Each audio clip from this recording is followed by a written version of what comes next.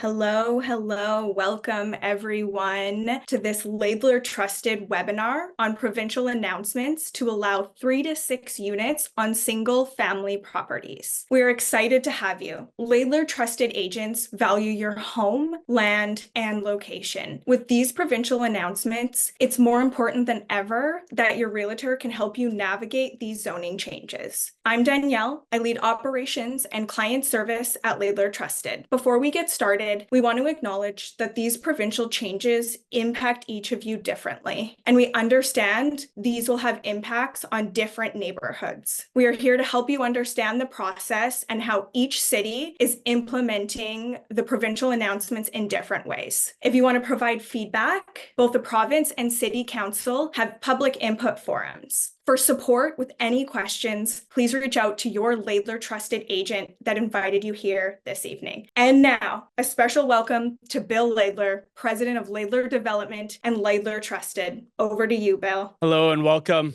Thank you for being here for the webinar announcements from the province. This is the boldest regulation change we've seen in a significant number of years. And when I first learned about these regulation updates, I was skeptical that the provincial announcements would be implemented by cities across Greater Vancouver, the Fraser Valley, and British Columbia. As we progress further into this learning process, it seems like the provincial government's more and more committed to ensuring that each city implements these announcements. When I was in development, I was applying for a 6-story building in Port Moody. After 3.5 years of applications and city meetings, I flew down to Texas looking for an alternative way to add housing to our communities. And in Texas, there was a different challenge than we have here. In Texas, there's no zoning bylaws and there's no regulations on the types of buildings that can be built. It made me appreciate coming back to Vancouver, the city process, the public engagement, and the appreciation of quality for design and impacts on our local neighborhoods. And it's a balancing act as real estate agents, as we have clients who struggle to find homes, families who would like to live in these communities, while also looking at what the impacts of new housing is on the existing residents and infrastructure. After today's presentation, you'll be more educated on where we are in the current process. There are still a number of questions that need to be answered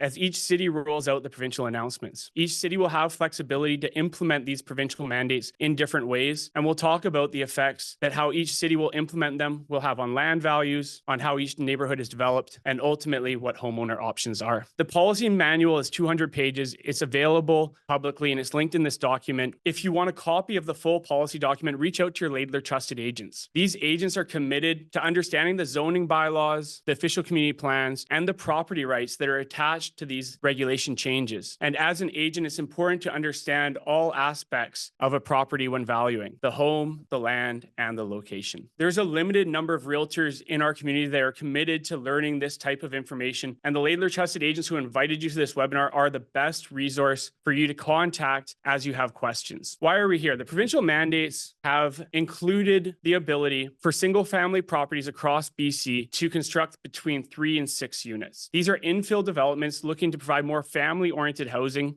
3-bedroom units at a more affordable gross price point. The University of British Columbia was commissioned to do a policy report in addition to the provincial announcements. And these concept drawings were provided for the example of a 4-unit development and a 6-unit development. As you can see, they're 3-story walk-ups and have difficult design challenges being middle of the block. We'll talk more about this later and what importance the site characteristics has on the feasibility of each development. After the provincial mandate to allow for multiplexes in single-family neighborhoods, there was a second bill passed that required condos within 800 meters of 104 transit stops across BC. This includes SkyTrain stations, West Coast Express, and bus interchanges, ranging from 3 to 5 FSR, moving higher buildings as you get closer to the transit station. The cities cannot charge bonus density or require affordable housing under these density minimums. In addition, cities are not allowed to mandate parking for any of the condo developments within these radiuses, which is one of the major topics of contention. No parking requirements are attached to the majority of these announcements. And the province, on page 45 of the policy document, recommended a number of transportation demand measures for the cities to consider. This includes more sidewalks and paths, longer pedestrian priority traffic signals, reallocating car lanes to bike routes, adding more separated bike lanes, improve bike parking at schools and workplaces, and encourage workplace showers, lockers, and other barriers to remove active transportation. transportation. As many of you, I am concerned about how we're going to move away from car reliance to public transportation and what effects this transitionary period will have as society moves in this direction. So how did we get here? These announcements were foreshadowed approximately 3 years ago, where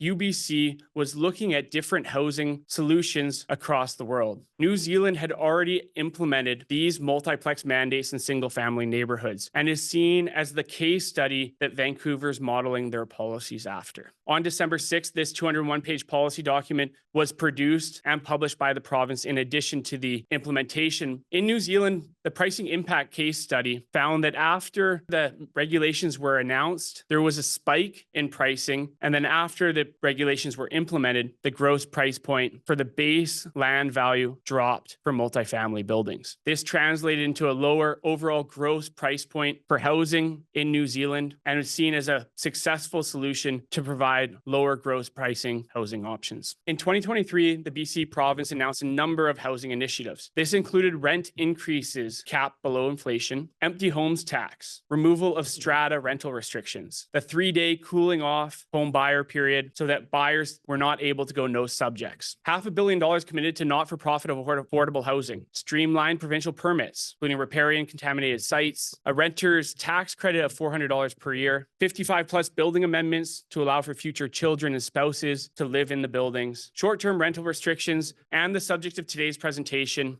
Bills 44, 46, and 47, multi-units on single-family, development financing, and transit-oriented areas. Vancouver's seen strong price growth over the last 10 years, and politicians and academics, community members have been looking for solutions. This is what's led to the province taking action today, and it's going to be interesting to see the results of this action as it rolls out over the next few years. Before we get into the policy announcements, we're going to cover a few basic real estate development concepts. First, there are 4 main questions that we need to have answered between now and the time the cities implement these policy announcements. Number 1, how are parking restrictions, how are the provincial mandate not to have parking requirements going to affect design and livability and saleability? In addition to that, how is it going to impact neighbors, and what are those neighbors' public feedback going to be? If I've learned anything in real estate development, it's that it's hard to rely on the public policies, especially when the public is passionate about an issue and the politicians generally start bending to that public pushback. We'll see what happens in this instance, but typically there will be some flexibility in how these rules will be implemented. Second is, what is the floor space ratio that's going to be allowed for these multiplexes? How much will the city fees be? And finally, if you build a multiplex, can you sell the units or do you have to hold them as secured rentals? These are the main questions that have not been answered and may be different city by city. There's already been a number of councils and mayors pushing back on the province, suggesting this is the wrong way to implement housing change. The province in the policy document acknowledged that parking is one of the main inhibits to project viability. The requirement to build parking on site makes it difficult to mask the rest of the buildings and is one of the reasons why they're pushing towards limited parking requirements. I live on a busy road in Port Moody,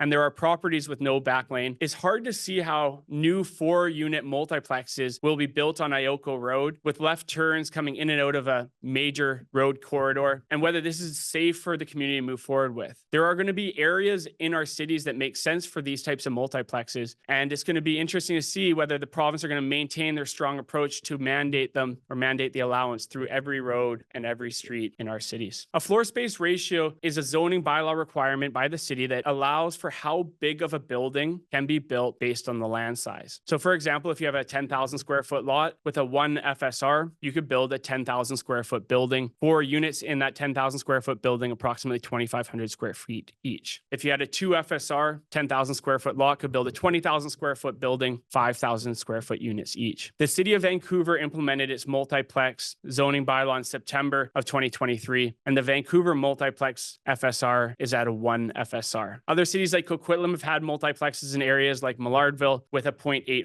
FSR, and this floor space ratio will be one of the major influences on land prices and project viability. Here's an example of multiplexes that are being constructed in Vancouver. This is the modern on Heather, and on the right is design samples provided by the city. What we've seen is that corner lots are the best designed for multiplexes, providing long street frontage where you can have individual front doors into separated units side by side. When we start looking at the design design of interior lots, the units will be most likely stacked up and down and won't have the same window space looking out into the neighborhood. The building separation still needs to be determined, and these are some of the other details that we're waiting for before we can advise clients on whether prices are changing, move forward with selling today, or waiting until the final announcements are provided. Feasibility. Not all properties that are the same dimensions have the same potential. There are site characteristics like steep slopes, environment, trees, creeks, and existing services, water, sewer, drainage, hydro, and tel, that have to be considered when looking at a project viability. And if there are major infrastructure upgrades required, it affects the land pricing. In addition, square lots are typically more cost effective and efficient than irregular shaped lots. And when we're looking to value or look at the project viability of multiplexes, a square lot compared to an irregular shaped lot will be one of the main considerations when pricing property. The provincial mandates, they were adopted as in effect December 6th of 2023 and includes the 4 bills: 4 to 6 units, multiplexes across single family lots, condos within 800 meters of SkyTrain, and the new amenity cost charge to help cities pay for the expected demand on services. The timelines that we're working towards: cities have until June 30th, 2024 to update their zoning bylaws to allow for the multiplexes and the TOAs. Official community plans must be updated by December 31st of 2025. This is looking at the housing options that are not part of the provincial mandates. The provincial mandates are looking at condos over 8 stories and multiplexes at 3 stories. The OCP updates will fill in the higher density townhome and 6-story wood frame development types, and we'll be looking at areas of their city to allow for those developments, which we will know by December 31st of 2025. There's also a housing needs report that needs to be completed by December 31st of 2024. And as you've seen on the news, the province has been publishing a naughty list of cities or cities that they seem to determine are not keeping up with the housing starts. And it's expected that this housing needs report will be scrutinized by the province. And I imagine that if each city is building enough housing in excess of their housing needs report, that the province will allow some flexibility on how these policies are implemented. Finally, in regard to process, there are no more public hearings for multiplexes. The properties are going to be pre-zoned, and as long as they fit the official community plan, there'll be no need for a public hearing. There will be a development permit approval that is a mayor and council approval, looking at the form and character, the exterior design of the building, and some leeway for cities to maintain control over the form and character of the buildings. All applications also have to go through the building permit process, which is looking at the submitted building plans in relation to the city bylaws and the BC Building Code. For updates, reach out to your Laidler trusted agents. We're working closely within the development industry to ensure that these agents have the information that you need to make decisions on your property. These agents specialize in selling detached homes with development potential and can assist you navigate these zoning bylaw updates. As part of our Laidler Trusted program, the agents have access to over 1,100 home builders who are consistently buying properties in Greater Vancouver and the Fraser Valley. A track record of sales and negotiation history selling projects to the largest developers in Greater Vancouver. Also, the 21-step listing plan of action that highlights all features of your home: the house, the lot, and the location. The process to value properties with development potential is complex and is best to defend your listing price or your value through a residual land pro forma. So we can see exactly what the builders are profiting in relation to the land price that they're offering. Your Laidler trusted agents are positioned to help you navigate the sales process. Bill 44 to build up to 6 units on single family lots. The minimum lot size to build 4 units is 3,014 square feet. The buildings can be 3 stories and 11 meters in height, 40 to 50% lot coverage, and undefined but likely needs at least 1 parking stall. Lots within 400 meters of a frequent transit network, and a frequent transit network is defined as a major bus route that has stops every 15 minutes. There will be no parking requirement, still at that 3-story height limit, 11 meters, and a 60% lot coverage. There has been indications that lots within 400 meters will also be a higher density. The UBC policy study suggested a 1.5 FSR for the 6 units within 400 meters of a major bus stop and closer to a 1 FSR for the 4 units outside of that 400 meters. Which cities do these regulations apply to? The regulations apply to any city that has an urban containment boundary set by regional growth strategy. In the Lower Mainland of of BC, that's Metro Vancouver. Metro Vancouver has set an urban growth strategy and defined which areas of the cities are going to have infill development. This extends all the way out to Abbotsford, and majority of properties within that Lower Mainland urban growth strategy, urban containment boundary, will allow multiplexes. If you're outside of Metro Vancouver urban containment boundary and you're a city of over 5,000 people, it will apply to the entire city unless City Council creates their own urban containment boundary, in which case the multiplexes will apply only in that urban containment boundary. But for example, cities like Abbotsford and Chilliwack that are outside of Metro Vancouver will have more flexibility to determine where these multiplexes are allowed, whereas Vancouver, Burnaby, Tri-Cities, Surrey, Langley, White Rock are in the urban containment boundary of Metro Vancouver. And as long as the property's in that boundary, the multiplex applies. There's a link on the slides, and your Laidler trusted agents will be able to provide you exact locations of where these urban containment boundaries are if you need more information after this presentation. What properties are excluded? Industrial land is excluded. ALR land is excluded. Federal Crown land. Environmentally sensitive areas are still in force, which includes riparian, floodplains, hazard areas, and questionably could be tree protection and how that affects building design. Heritage properties are excluded.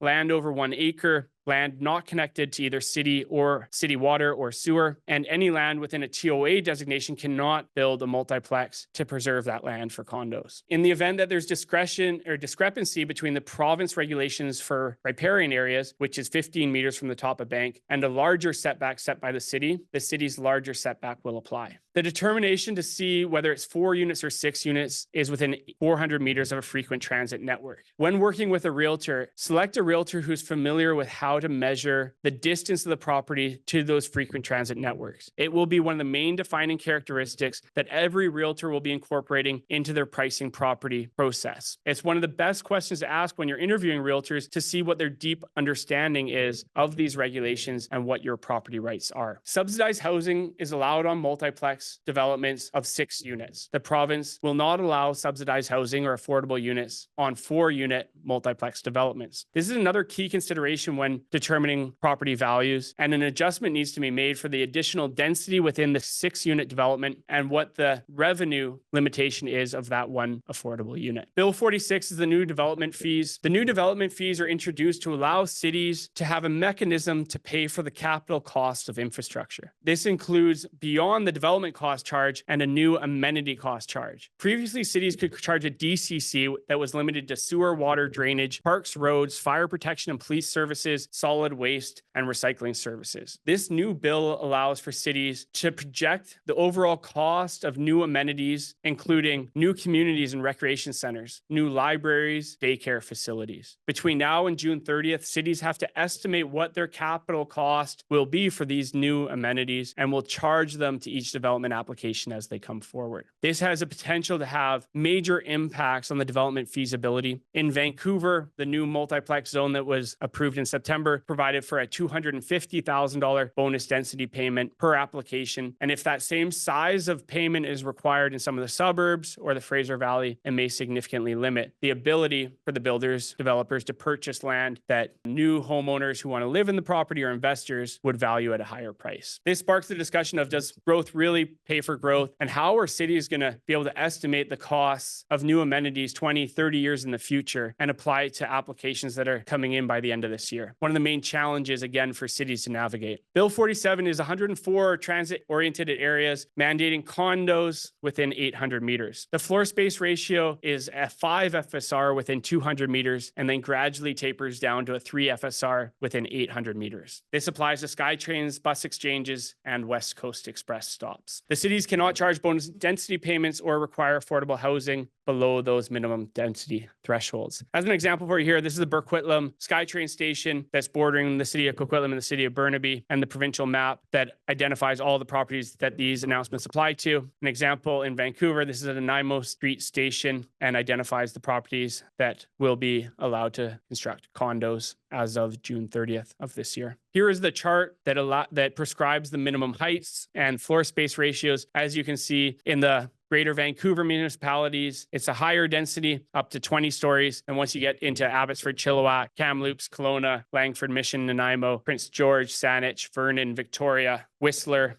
It's up to between 6 and 10 stories. What does a 3 to 5 FSR look like? Here are two examples. A 5 FSR in Port Moody proposed by BD Development. They're 36 stories in height, 3 buildings on one larger city block. A 3 FSR application by Anthem Developments, also in Port Moody, is a 12-story building with podium. What are the options for homeowners? First, what we've seen since the Vancouver multiplex zone has been approved in September, there have been 19 applications to the city. Here's a standard design, and both the province and the federal government have announced that they're going to be coming up with templated designs that are pre-approved and match the BC building code to reduce the building permit approval time. The 4 main options for homeowners: continuing to live in the property as a single family. It's a clear distinction that the province is not mandating 4 units to be built on every property. The province is mandating that cities allow for 4 units to be built on every property. Homeowners can still demolish and reconstruct single family residences, although there has been encouragement from the province for cities to restrict the building size allowed in the single family designation to encourage homeowners and builders to build more multiplexes.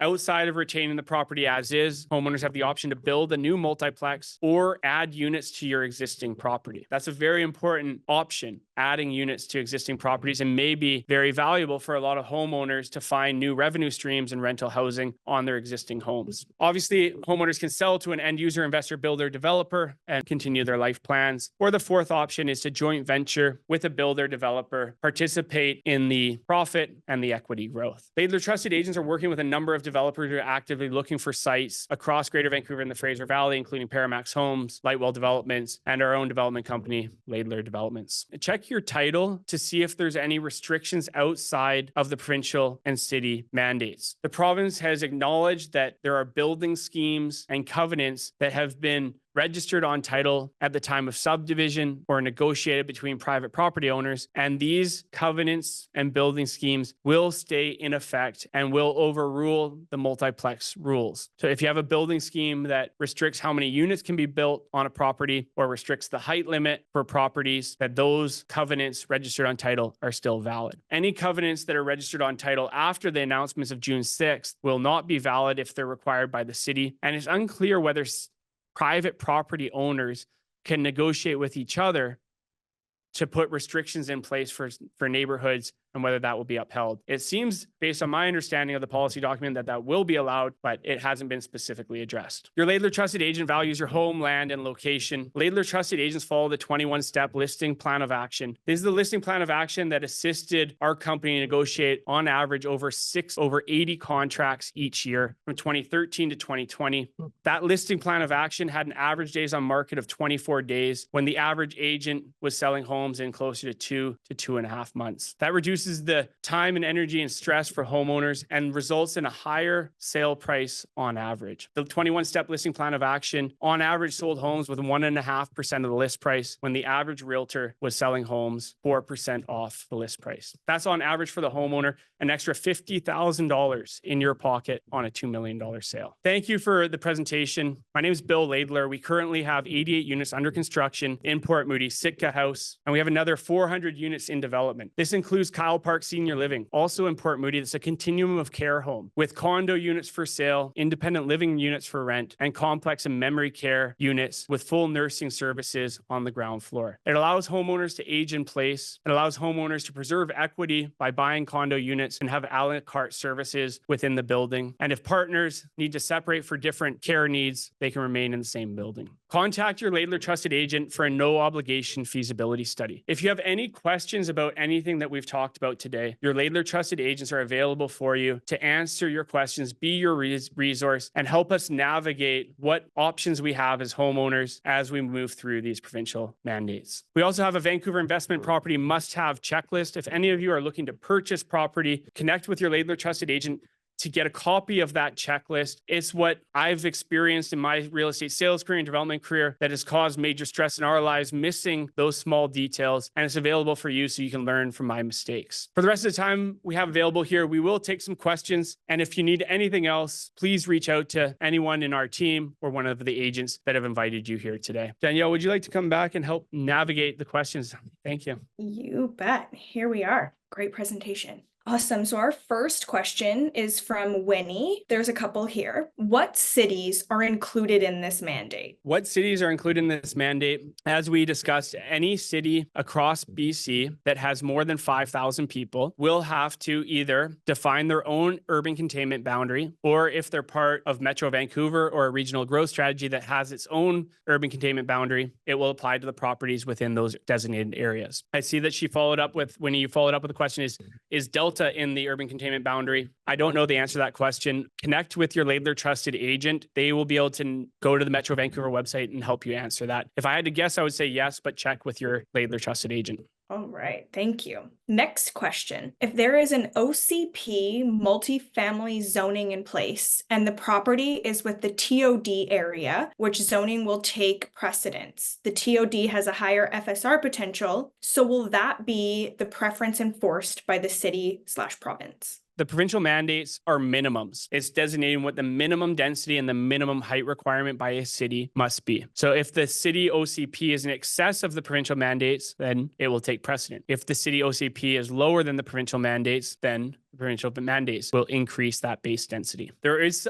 some nuances here. So for example, the province doesn't require any parking. So the question is, if a developer wants to build no parking, do they have to build an eight-story 3 FSR? Or how will that parking requirement translate to the higher densities? What I expect is the intention of the province is that the cities are going to be able to use that as leverage to allow for more bonus density payments or affordable housing. And that's why when you look at the height requirements and the density requirements, they're actually odd numbers. That's not the typical design that we see in development applications. Normally you would see a 6-story building at a 2.5 FSR, and you don't see very many 8-story buildings at 3 FSRs. The next jump normally goes up into the high-rise designation. And the province has done this, what we understand, on purpose to allow for some negotiating room between cities and developers. The minimum lot size for 6 units is the same as the minimum lot size for 4 units, 3,000 square feet. The differentiator between 4 and 6 units is the proximity to a major bus stop, the frequent transit network.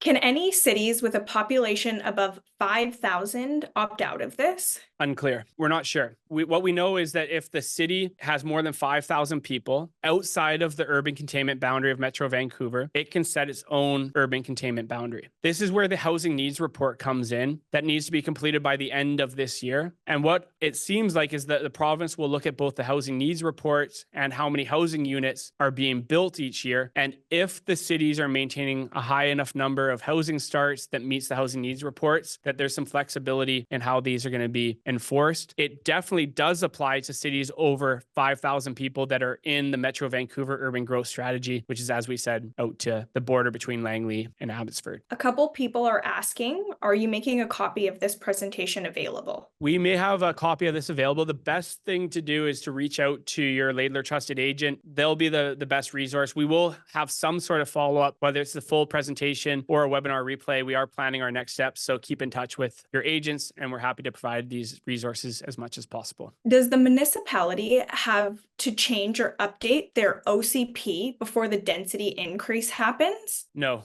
the province has specifically stated that these mandates will take precedent over OCPs. The OCPs do have to be updated by December 31st of 2025, but that will not restrict the ability for development applications that follow these guidelines. Can you elaborate by joint venture with a builder what it means? You can negotiate a sale price with a builder, and you can sit down and look at what the total project cost is of a development, what equity the homeowner would like to leave into the project, what percentage that is of the required equity of the entire project, and then work on a profit split after the units are constructed and sold. I would recommend that more sophisticated landowners enter into these agreements because there is a significant amount of trust that's required between the landowner, the developer, builder. Do you think it is better to wait until June 30th before making any moves for sale, development, etc.? This is the most often question that we're asked. We're getting significant number of inquiries. The agents their clients are asking the same questions.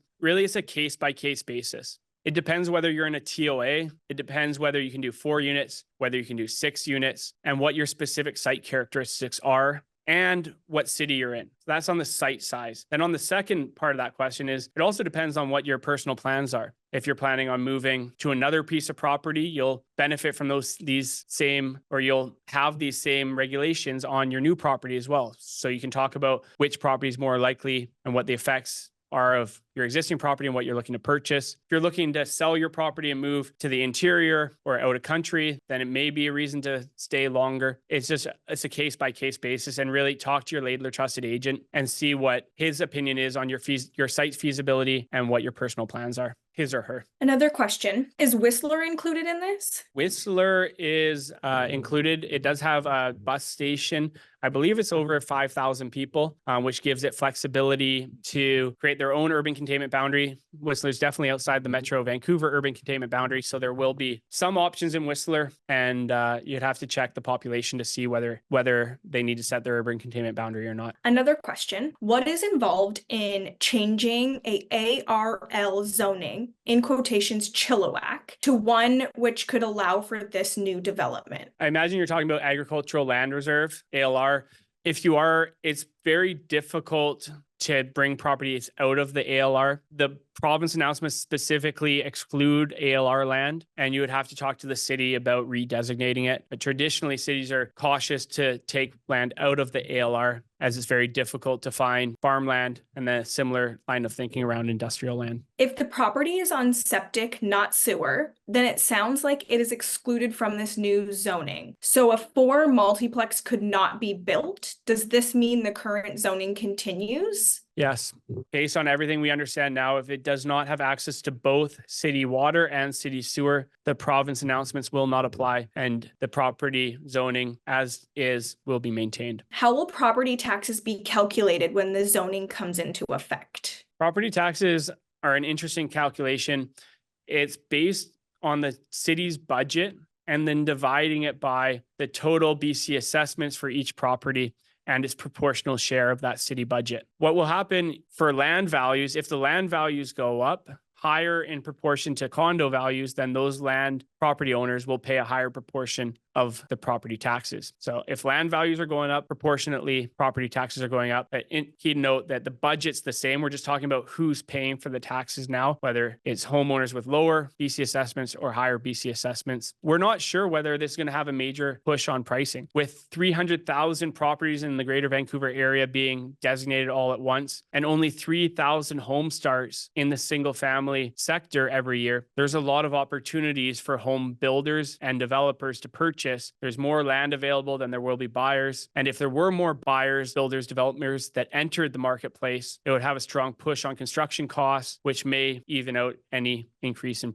property values. Keep in touch with your agent. The best thing to do is keep in touch with your agents. We're tracking the recent sales. We're tracking the applications that are going into the cities, what those developers are paying for the land, tracking the revenue numbers and the feedback that we're getting on all the costs, hard, soft financing, and expected profit margins. So use this as your resource. We don't know everything now, but we will have more clarity by the time we get to June 30th. Can the city require affordable housing if the current OCP notes that preference, but the numbers work better for market rentals? So 2 different types of developments within the TOAs. The cities cannot require affordable housing under the base densities, which is for within 800 meters. They cannot require affordable housing if the development application is a 8-story building at a 3 FSR. Cities have to negotiate with the developer to give extra density over those minimums to ask for bonus density payments or affordable housing. For multiplexes, cities cannot require any housing restrictions, affordable housing restrictions under 4 units, and can negotiate with a developer for 1 unit for a 6-story development. It's not clear whether the cities will be able to restrict all multiplexes to rental, or whether they're going to have the flexibility to allow for either strata for sale units or secured rental, possibly have different areas of the city that'll be rental multiplexes, for sale rent multiplexes. The province in the policy document has left it to the city to determine whether it's going to be market rental or market strata, but affordable housing cannot be built 4 units or less or under the base densities in the TOA. Another question, are there any limits to what a city can establish as the additional development fee? Example, for rec centers, libraries, etc. And so, in effect, prohibit the development of multiplex buildings? Yes, and no. So the province has left it up to the cities to calculate these new amenity cost charges, and specifically wrote into the policy document that if the city's calculations for amenity cost charges were seen to be deterring development, then the province maintained a mechanism to override the cities and provide how those amenity cost charges would be calculated.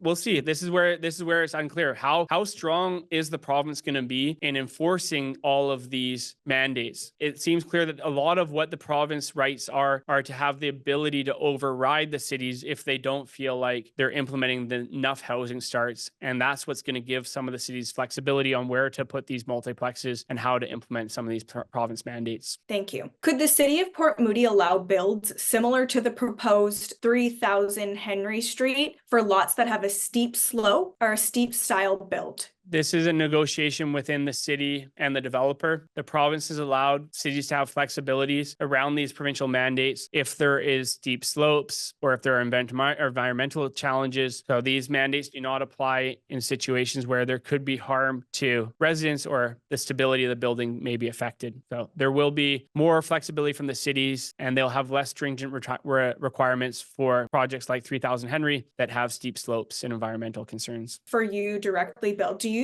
do joint ventures with lot owners for 4 to 6 unit development? We are in the process of building out a program, yes, in partnership with one of our trusted construction partners. If you have opportunities like that, reach out to your agent, connect with me or through our team, and we can talk about what opportunities are available for you. If not me, myself, we definitely have clients who would be open to partnering in joint ventures with homeowners. Someone's asking, can you clarify the 400 meter from transit? So bus exchange or SkyTrain to get better FSR density and no parking spots required, ? 400 meters from a bus stop that has a bus every 15 minutes, ? So there's two different bills. The one bill is for multiplexes, 4 to 6 units, and the second bill is for condos within 800 meters of SkyTrain. Where the 400 meters to a major bus stop comes in, a frequent transit network that goes every 15 minutes, is differentiating whether you can do 4 units or you can do 6 unit multiplex. We have to look at the bus stops for multiplexes to determine whether you can do 4 units or 6 units. Then you have to look at the bus exchanges, West Coast Express and SkyTrain, to look at what the 800 meter radiuses are for condos. Another question, what is frequent transit network defined as? A bus route that has a stop every 15 minutes on average, Monday to Friday and Saturdays and Sundays. Should I expect a higher sale price on a 1.5 acre property in the ALR because of the increase in housing on single family lots, making space more valuable? Talk to the agent that invited you here today. They can give you a detailed valuation on the property. ALR land does have restrictions, and there are other restrictions that may apply to your property. So connect with your Laidler trusted agent. They'll be able to help you navigate property values. So what happens if some homeowners don't want to sell their properties while others agree to sell to a developer in a TOA area? The cities and provinces have been very reluctant to expropriate land. So you can be fairly highly assured that you can maintain ownership and live in your property. Where it starts getting complicated is if the owners go without you. You have to look at what the remaining potential is if you're left out of the development and how that may affect your property values. But ultimately, if you don't want to sell, you don't have to sell. There's a development application in Port Moody, around 50 townhomes, and there's one single family property in the middle of the development. And the developers have to do their best to create access for the remnant parcels so that they can be developed in the future. Ultimately, it's your decision. Will the TOD taxes be immediately charged at highest and best use, as was being proposed earlier? Unless there's any changes, BC assessment looks at highest and best use, which would cause for an increase in property tax values in BC assessments that may translate into higher property taxes. Yes.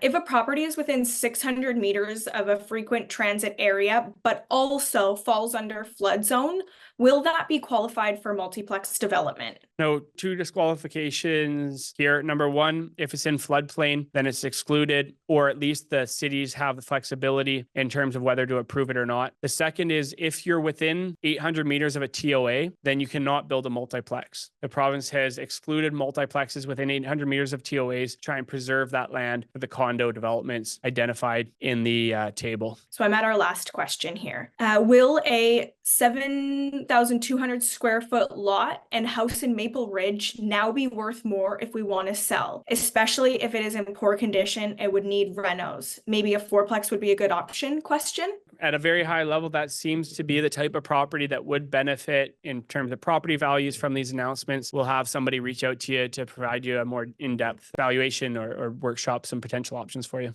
That is it. Thank you, Danielle. Thank you to all the attendees. Thank you for everybody who's investing time to learn about these changes. I want to reiterate that this has all happened very fast. I think nobody expected these announcements to happen when they were being rolled out in November, December. If there's anything I've learned from real estate development is that things change over time and cities are slow to implement and are very receptive to public feedback. So I would caution anybody to make commitments to buy off these announcements today. Wait until closer to the June timeframe to see how it's going to be implemented and what new regulations may be announced that would affect decision-making processes. Thank you very much for your time. We appreciate you being engaged and we look forward to connecting with you again. Thank you.